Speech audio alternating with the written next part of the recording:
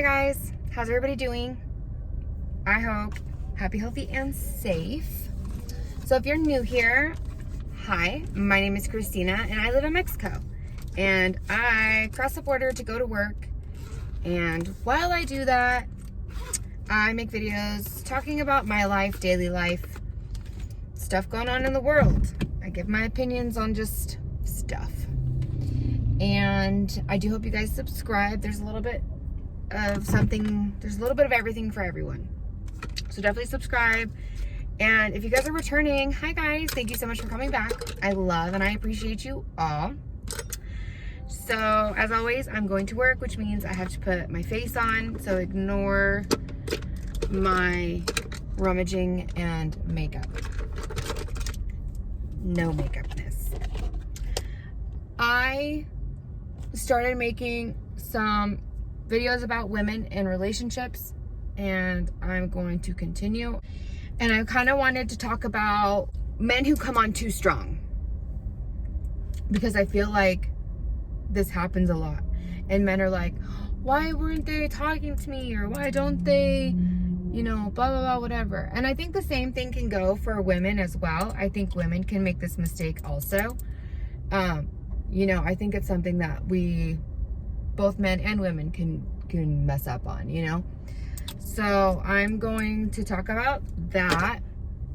Basically, what I mean by going on too strong is texting somebody over and over and over again, calling somebody over and over and over again, you know, constantly wanting to be with them, or you know, just constantly wanting to be there in their face, you know, bam. And I know sometimes it can be hard, because especially when it's a new relationship or newer, and you are so excited and you have all this feelings, and you know, you just want to spend your time with that person. That's fantastic. But sometimes it's not always, I don't want to say it's not reciprocated, because sometimes it is. However, I feel like there are times when the other person has a lot going on, whether it be work, family, school, you know, whatever the situation is, or they just might not be in the same spot that you are. Not to say that they don't like you or they're not into you, but just that some people like having their space. Some people like having their own time. Some people need their own time, basically. You know what I mean? So I feel like a lot of the times people, men, women, will get excited about a relationship and they will do the texting. And if you don't reply to them right away, they'll keep texting you. And then if you don't reply to that right away, why aren't you texting me? Is everything okay? Are you mad at me? Do you still like me? Did I do something wrong? Whatever. Do you know, I know you guys know what I'm talking about. And I feel like that's definitely a turnoff for a lot of women and for a lot of men as well. You know, it's kind of like, whoa, where is this coming from? You know, we're hanging out, we're getting to know each other, you know, let's take a step back, because when you come on like that, it can definitely be too much for somebody. You know, you kind of definitely have to read out that person. I don't think you should ever constantly text somebody. I mean, I'm the type of person where I'll text you and then I'll wait for you to reply. Even if it takes 2 weeks for you to reply to me, it takes 2 weeks for you to reply to me. You know what I mean? Like, I'm not going to sit here and waste my time, you know, just texting you or calling you over and over and over again. Apparently you don't want to talk to me, or you don't have the time right now, you know? So I'm just going to leave it at that, and you'll get back to me when you get back to me. That is one of my biggest pet peeves. I hate it when somebody will text and call. And it's like, dude, apparently I'm not talking to you right now because of a situation. I'm busy. Either I'm busy, I don't have the time. Like, do you know what I mean? I know you guys know what I mean. So that's definitely something that you have to think about as the person who's calling and texting so much. And I know in your head, you're probably thinking, what could they possibly be doing? Why can't they take the 30 seconds, 1 minute to respond to me? Why can't they just tell me they're busy? Blah, blah, blah, blah, blah. you guys have to realize not everybody thinks that way. Not everybody thinks that, you know, oh, this is so important, I need to respond to them right now. You know, and maybe that's something that you need to think of, is that important to you in a relationship? You know what I mean? Like, this is for newer couples, newer relationships, dating, talking, just filling each other out. Because apparently, like in a marriage, if my husband doesn't answer me, yes, I'm blowing his phone up. He's my husband. I'm allowed to do that. You know what I mean? We're past that part already. But if you're just starting to date somebody or just starting to get to know somebody and you start blowing up their phone like that, that's definitely gonna red flag, like, whoa, he can't even give me a day to respond. Like, he needs to hear from me right now. Like, that's too much. And I feel like the same thing for a dude. Like, whoa, I can't even get through a day of work without her, you know, blowing up my phone. Like, that's definitely going to be a red flag, and is probably going to end up pushing the other person away because they don't want to be in a relationship like that. Who would? I wouldn't want to be in a relationship like that, where you're just constantly being text messaged and called. And, you know, like I said, I know on the other side of it, you're like, well, if they would just respond to me, I wouldn't keep messaging them. However, it's never going to be enough. Like, if they were like, hey, I'm really busy right now, I'll talk to you later. And then 5-6 hours later, you still don't hear anything. So you're like, hey, so is everything okay? And it's like, I told you I would talk to you later. So at that point, you just need to let them have their time. And when they're ready to talk to you, they will go ahead and respond.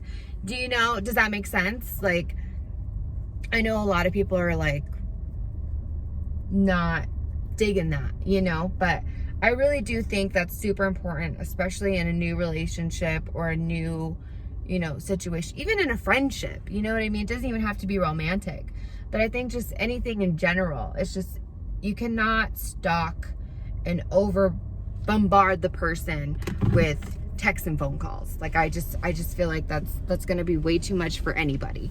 So to definitely, you know, watch how your communication is that way. For new relationships, you know, I did a video about, you really do need to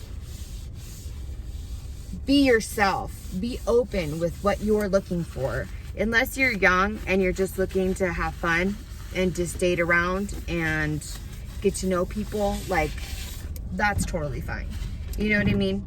But if you're older, you're looking to settle down eventually, maybe not right away, apparently, you want to actually get to know the person and, you know, see what they're about, all that stuff. But you want to definitely be honest and forward with what you're looking for, you know, because otherwise you're just going to end up wasting your time, and it could be something that they're not looking for.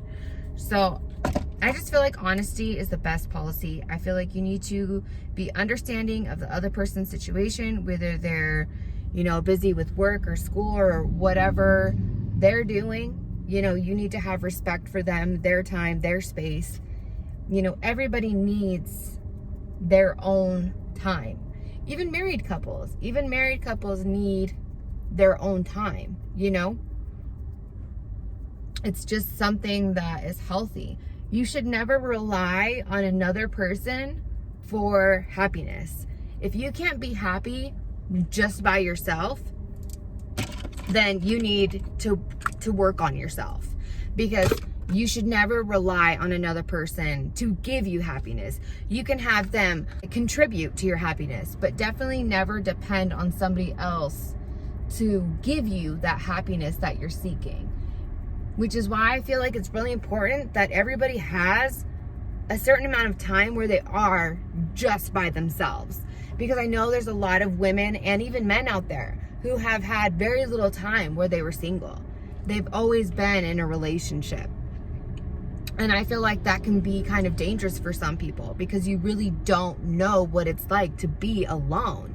And that can definitely put you in a situation where you end up dealing with things that you wouldn't normally deal with because you're so scared to be alone. But for people who have been alone and who have learned to be happy alone, you know, for them, they know what they want, they know what they'll deal with, they know what they'll handle, and they know that they don't have to rely on somebody else to make them happy, that they'll be happy by themselves no matter what. Do you know what I hope that makes sense.